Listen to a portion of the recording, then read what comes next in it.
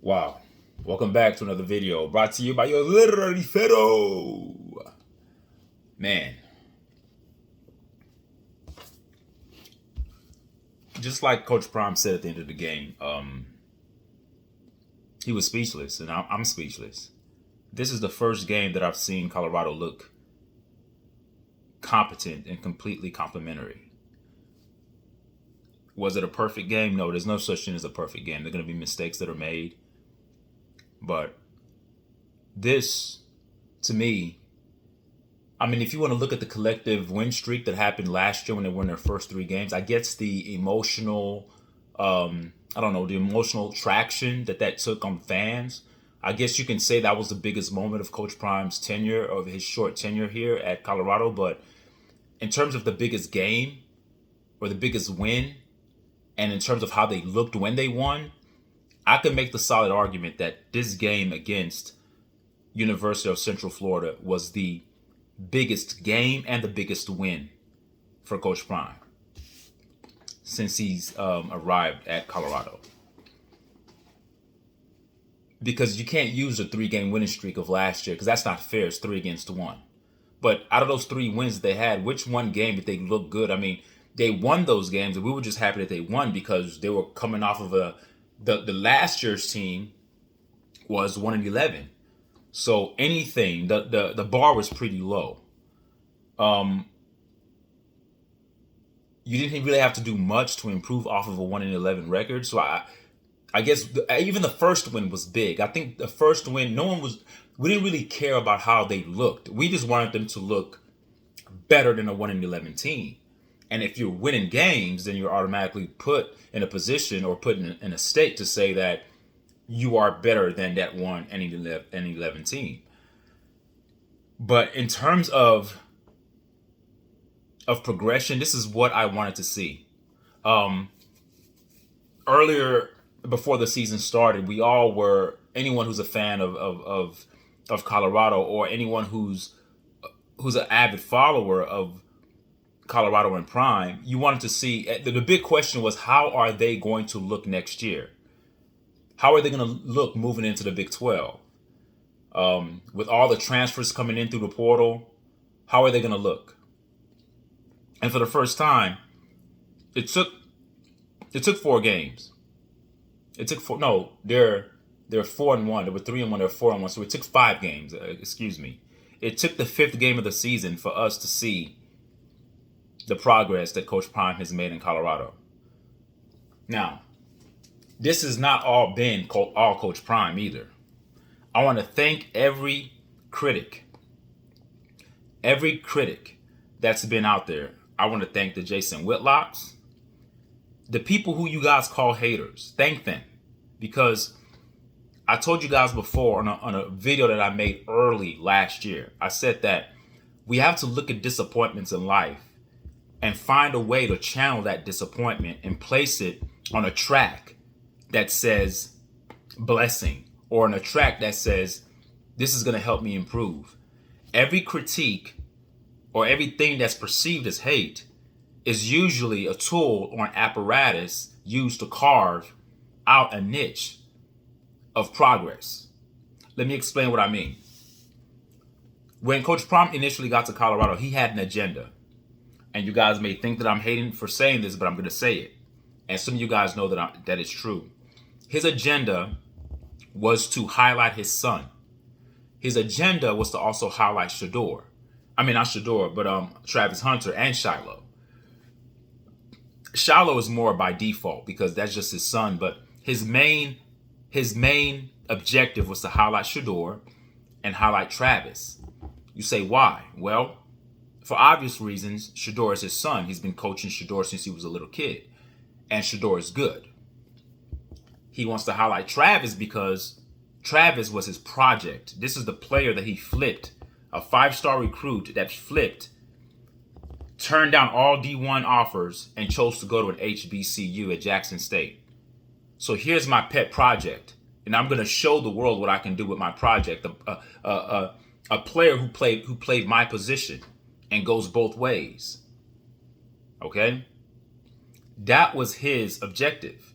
And his objective was to get other players that surrounded those two particular players that I just mentioned, Shedeur and Travis. His objective was to get players around them to accentuate those two players. That's not the definition of a team. Now, at heart, I'm not saying that Coach Prime doesn't care about the other players, but he's a human being. He's not flawless, all right? He's not perfect. We all have our ulterior motives. He can say one thing on camera, but deep down in the recesses of his soul, he came there to highlight his son on a D1 level to get his son drafted and also highlight Travis. When Daddy Ball became a problem and became something that was impeding the progress of the team, he had no choice but to start to listen to the critics. Now, you may think that he doesn't listen to the critics, but he does. He hears what people are saying. He hears what people are saying who were initially pro-Prime and pro-Colorado. People like Joe Klatt, who's a Colorado alum. You had others. I can't name them on top of my head, but you had others out there that spoke positively about Coach Prime in Colorado initially. But when they started to see how the program was being ran and the imbalance in terms of not inserting complementary football, using all your pieces to your advantage, being very pass-centric and pass-heavy. People who knew football, you don't even have to be an expert. People who knew football start to scratch their heads. Even commentators, while making live broadcasts during the game, would make comments and say things to the effect of, I've never seen anything like this. You're passing the ball when you should run. So what happens is that when you have a conglomerate, right, of critics, but you guys call it haters. That's an immature way to look at it, but I'll give you that. You want to call them haters. You have to thank the haters, because the haters or the critics are the people, is the social mechanism within any human ecosystem. Doesn't matter where you are in the world. Social pressures has a way of influencing the behaviors of individuals. See, you know when people say, they have the proverbial saying, when people say the gig is up, like if you've been doing something for a very long time and you've been kind of getting over on people, and then people start to realize your motives, so you no longer can deceive people, so the gig is up, like now you're exposed. I believe that if Prime continued to possess a pass-heavy offense, people who were avid supporters of him would start to say, hey, this is totally daddy ball. He's totally trying to highlight his son and pad the stats of his son. And the saying of, we can't run the ball, we don't have an offensive line to run the ball, he no longer can use that excuse anymore. Coach Prime is smart. He understands that he's caught between a rock and a hard place. He is a loving father of his son, and he wants to see his son succeed. But he wanted to see his son succeed at the expense of the team. He wanted to have his cake and eat it too. He wanted to have his son succeed and the team succeed, but you can't do that. Dad, you have to be objective. You have to say, I want the team to succeed, even if it means my son doesn't have the stats I want him to have. But Shedeur is such a good quarterback that if you run the ball, he'll be more efficient. He doesn't need to drop back 50 times a game to pass the ball. Throwing the ball between 30 to 35 times is appropriate. I'm leaning more 27 to 30 times, personally me, and then you run the ball most of the times, because when you have the defense's attention and they really have to adhere to your running game, do you know how much damage you could put on their defense with play action and trickery? That's what we saw today. I've been saying this, that they had a running game. Even last year, when Alton McCaskill was there, he was a beast of a running back. I kept screaming to the high heavens, run the damn ball. They never ran it. But I think Coach Prime is learning that you can't get over the immune system of an ecosystem. You say, what do I mean by immune system? The immune system is supposed to be the system to guard you, right? That, when biologically speaking, in terms of health, your immune system is supposed to be something that's supposed to, if it's strong, it helps you stay healthy. You don't end up showing any symptomatic responses to any internal toxins or internal viruses. Well, the haters, the people that you call haters, are the immune system of Prime because he needs that offsetting energy to put him back in check. You can't come to Colorado with your own agenda. Too many eyes are watching. Pat Schumer is an NFL guy. When have we known Pat Schumer to be a pass guy? He's a competent NFL football guy that understands complementary football at all levels. So why would he all of a sudden come to Colorado being pass heavy? That's not him. That's all Prime. But I'm glad that Coach Prime is scaling it back and allowing Pat Schumer to call the offense like a true competent offensive coordinator that he is. And competence leads to complementary football. So when I watched this game, the defense is what stood out to me. The 3 turnovers were amazing. The way the defensive line attacked the running game of UCF. UCF is supposed to be the number 1 rushing team in the nation. Their rushing attack, they have a running quarterback, and they do have good running backs. And the quarterback is huge. He's big. Pause. And they put that offense in check. Their defense was stellar. They only gave up 21 points. They stopped them on 4th down in a crucial, I think it was the 4th quarter, I believe. The running game for Colorado was amazing. They could have had more. There were certain situations, there were certain scenarios in the 3rd quarter that I thought that Colorado started to resort too much to the pass because they had a huge lead that you don't really need to pass. And I thought they could have incorporated a little bit more inspirational play action plays, a little bit of trickery to keep the defense off balance. I think that now that they see that the running game can be successful, I'm very hopeful that Pat Schumer is going to start inserting a little bit more wrinkles to make that offense a little bit more exotic than it is, because initially their offense is too predictable. It's pretty much hitch passes. You know, Shedeur in shotgun, he gets the ball, he throws it out to the flat. It's a pass play, but it's really like a running play. But I don't like those plays. You're taking you have to punish your opposition. Use the strength of your offensive line to pound and push back that defensive line to make them feel you. Nobody wants to tackle.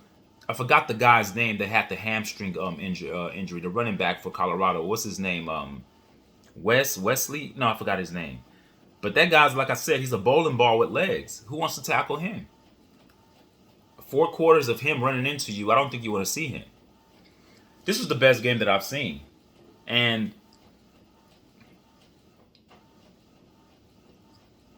Shedeur still got his stats. Actually, Shedeur was actually more, aside from that interception that he threw, he was very efficient. What was he, 28 for 35? 35 passes, 28 completions, 3 touchdowns, 1 interception, a passer rating of 170 something, I believe.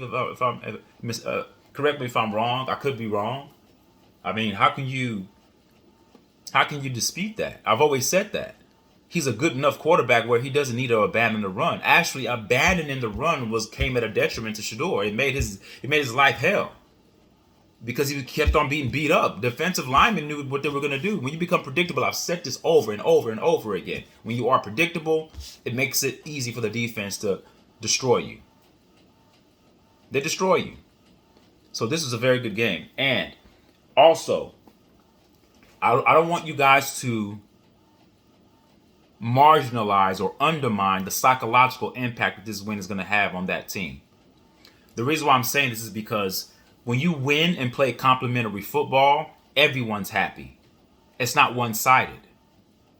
Let's say Shedeur Pat threw the ball 60 times today and they won. That they didn't use the run. The offensive line felt like all the pressure is on us to just block for Shedeur. But do you know how good it feels for an offensive lineman to open up a hole for a running back? That team camaraderie and team chemistry becomes a little bit more tighter. And it becomes a little bit more stronger. You can't break that bond. The psychological impact that this win has and that this win will have on the team is much bigger than what you guys think. You know, when people they say, oh, you can build momentum off this win. You win, you got to build momentum. That's what they mean by momentum. Because when you go to war with a group of guys and every person on that team felt like they contributed to the win, like Coach Prime said it. at the end of the game when he was being asked questions by the reporter. He said, now it's going to make it easier to inform and teach.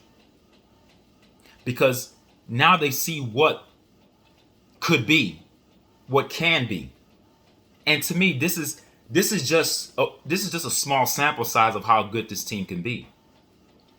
They're too deep. The running back, they have a slew. Listen to what I'm saying, you guys. They have a slew of running backs that could plug in, play. I can't even really tell you who's the best running back, but personally to me, I like the bigger, I can't remember his name, but the bigger guy that the guy that I said he's a bowling ball with legs. I prefer him because he's a bruising back. He's punishing you. But every running back has their own style. And they have a different dynamic that they bring to the game. You have certain ones that are more speedsters. You have certain ones that are more power. They're deep in that position. The D line is deep, meaning that one person could be hurt. You could plug in somebody else. Not too many teams in the country have the depth that Colorado has.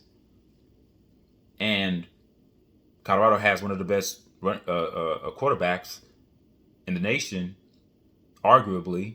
And they also have arguably the best player in the nation in Travis Hunter. So in terms of personnel, they have it. The only thing that was lacking from Colorado was competent coaching.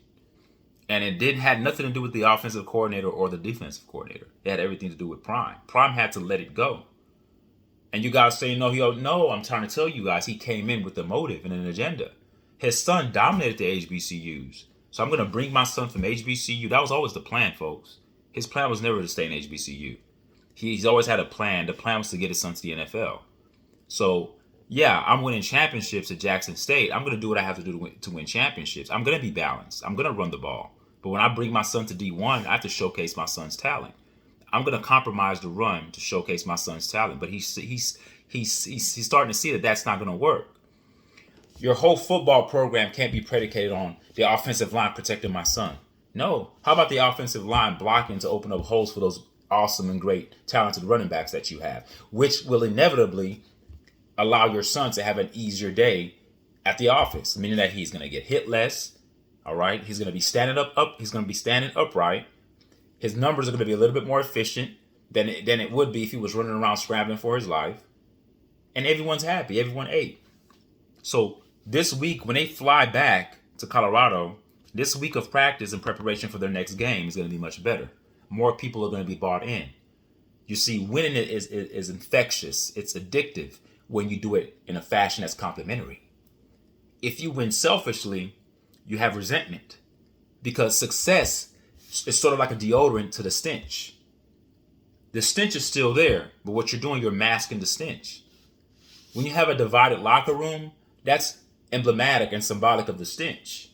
But the win-loss record looks good. But if you're winning and playing selfish daddy ball football, you better believe that the remainder of those players on that team can sense it. They can see it. They can feel it. They may not be able to articulate the way they feel, but they know it. And they don't like it. And they resent it. But when you play complementary style football, where every phase of your team is playing a part in the win, that's how you build a team. So, to me, this, thus far, since Coach Prime got to Colorado, this game against UCF is a turning point of Coach Prime's tenure at Colorado. It's the climax. It's the turning point. What do I mean by that? Meaning that this is the game that gives us more of an insight of what Colorado is.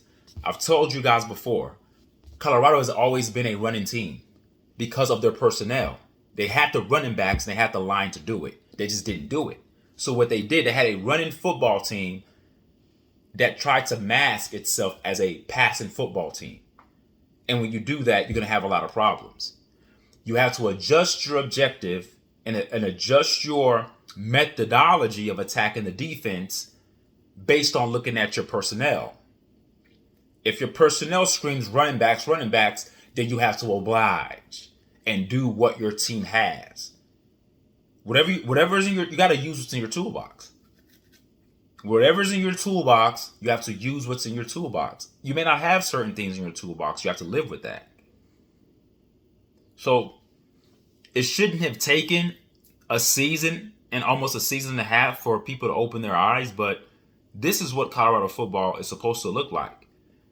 And you heard the commentator say during the game, look out, Big 12, because if Colorado could run the ball as effective as they did today against a pretty decent defense, that defense of UCF is not a bad defense. If they could run the ball to keep the defense honest, and with the offensive weapons that the skilled players that Colorado has on the outside and the run, all I got to say for Big 12, look out. This is exactly what Coach Prime wanted. But I think he was rushing. He put I don't know, all these saying when you put the horse before, the cart before the horse kind of thing. It's a process. You have to feel your team out. There's no team in college football today that's dominant. Look at the top teams. Look at the top 10 teams in the college football rankings, or even better yet, look at the top 5 teams in the college football rankings. You don't see any team in there that's pass centric, that just drop back and pass 50 plus times a game. That is not a recipe for success. I would argue and say that's a recipe for disaster. And even with Coach Prime's team being that way initially, they were still somewhat competitive in games. That's to let you know how good this team really is. When I say this team, I'm referring to Colorado. That's how good Colorado really is. That they were playing incompetent football in all levels and still in games. Throwing the ball when they're supposed to run. Giving teams like North Dakota a chance to win the game when they could have just where Colorado could have just ran the ball and killed clock. But they want to pass because they want to pad the stats of Shedeur. I hate to bring it up. I know that's the past, but I'm letting you know where I'm coming from, and why I'm talking the way I'm talking, and why I'm speaking the way I'm speaking. All right? So this is a big, big win. The psychological impact is going to be very, very, very powerful. And this is the turning point of Coach Prime's short tenure at Colorado. Because now, when you get a bunch of players that you believe in them, in every person's ability on the team, it's not all about just Shedeur and Travis. It's about the team. Look out. Because, see, it's one thing to preach something in practice, but it's another thing to actually see it manifest and materialize itself on the football field. And when you see a remnants of dominance showcased, you want more of that taste. It becomes addictive. You want it all the time, because it's one thing to always talk a big game, but you never actually see it materialize. It's frustrating because you know you have the potential. For the first time, potential met reality. And it happened today with this big win, with Colorado beating University of Central Florida. This is the best win of Colorado's of Coach Prime's tenure there. The best win, where they looked like a complete football team. They still need to work on those penalties. I think they had 9 penalties today, which isn't bad. All right. A good teams usually have 5 or less. We want to shoot for that. But the fact that they had less than 10, I believe they had less than 10. Correct me if I'm wrong, but I think the last graphic that was shown on the screen showed 9 penalties. They had more penalties than University of Central Florida, I believe. So they still need to work on that. But 9 is progress. At least they didn't have 15. That'll be horrible. All right? And the defensive line are monsters. I'm telling you, those guys come to kill. They come to kill. And everybody ate today. Impressive win. Impressive win. We got turnovers. I mean, the defense, the offense. Special teams didn't give up big plays. Mata hitting a big field goal before halftime. All those things, that's what good teams do. And I think that now the puzzle pieces are starting to fit together. And when recruits see this, when young high school athletes are seeing complimentary football being played, Coach Prime's recruiting efforts won't have to really be too hard, because players are going to want to come there. But when players are seeing that it's all about your son and it's daddy ball, that you're really not going to run the ball, then it's going to actually deter running backs from leaving. Think about it for a second. You have an Ohio State running back on your team, Coach Prime. What's not he made the fact that he was on the Ohio State roster lets you know that he's a great running back. Have we ever known Ohio State to have bad running backs? Most of their running backs go to the NFL. You have that on your team, Coach Prime. You have guys who left their big universities to come run for your team, Coach Prime. So I'm glad to see that Colorado is utilizing their talents. And man, this is a good win. They're at 4 wins, guys. Colorado has matched the same amount of wins they had last year. Again, before the season started, my projection was 6-6. I said if they go 6-6, we have to say that was a successful season. I said that because they were 1-11 before Coach Prime came. Coach Prime comes while playing incompetent football and non-complimentary football. He was able to eke out 4 wins. This year, they started off with that nonsensical football, that daddy ball junk. It almost got them beat in North Dakota State. They almost lost to, they got beat by Nebraska, but they almost lost to Baylor. That could have been 2 losses. It took a Hail Mary and some miraculous events at the end for them to win that game. But for the first time this season, they've put all the pieces together. And the way they look today should be the way they should look. They should look going forward. I don't mean they're going to dominate every team that they play, but in terms of how they look offensively and the aggression that they play with on the defensive side of the ball, especially those defensive ends, this is what we should see. So the puzzle pieces are starting to come together, and we're starting to see this whole framework of what Coach Prime was trying to portray. The portrait is coming into focus, and we're starting to see the picture for what it is. This is what we saw today is what is the vision of what Colorado was supposed to be like. It truly is. It truly is. So I'm still gonna stick with my 6 wins, 6 losses prediction. Well, it wasn't necessarily a prediction. I just said if they went 6-6, we would have to consider that a success, because going from 1-11 to 4-8 to 6-6 is good. All right. Slow progressive change is real change. You can't come to a program that was irrelevant and all of a sudden skyrocket to be contenders for national championships in a couple of seasons. Any great coach who comes to a program that's been broken, it takes about 3 to 5 years to build it. But wins like this, where you're dominant, is a start, because it starts to tantalize those taste buds. It starts to give fans and players that taste of what greatness can feel like and be like, and you want to stay in that aura. You never want to leave that. It becomes addictive, and when you practice, you're going to do everything that you can to make sure that you stay in that zone. You're going to watch a little bit more film on your opponent, because you don't want to leave that zone. You know how it is to lose big leads.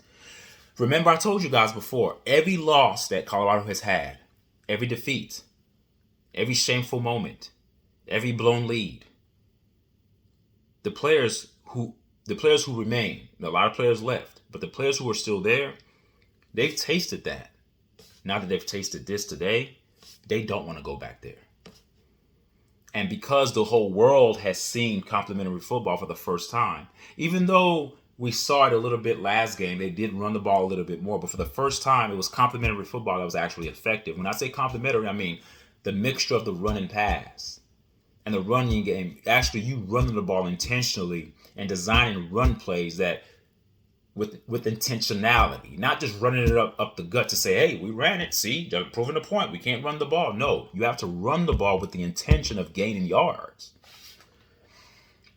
And when players are underneath that complimentary aura, then they never want to go back there again. And when I say there, a place where complimentary football isn't being witnessed, it isn't being focused on, it's not materialized, it's not happening at all. Like, those players do not want to go back there, and they're going to do everything in their willpower to make sure that they do not.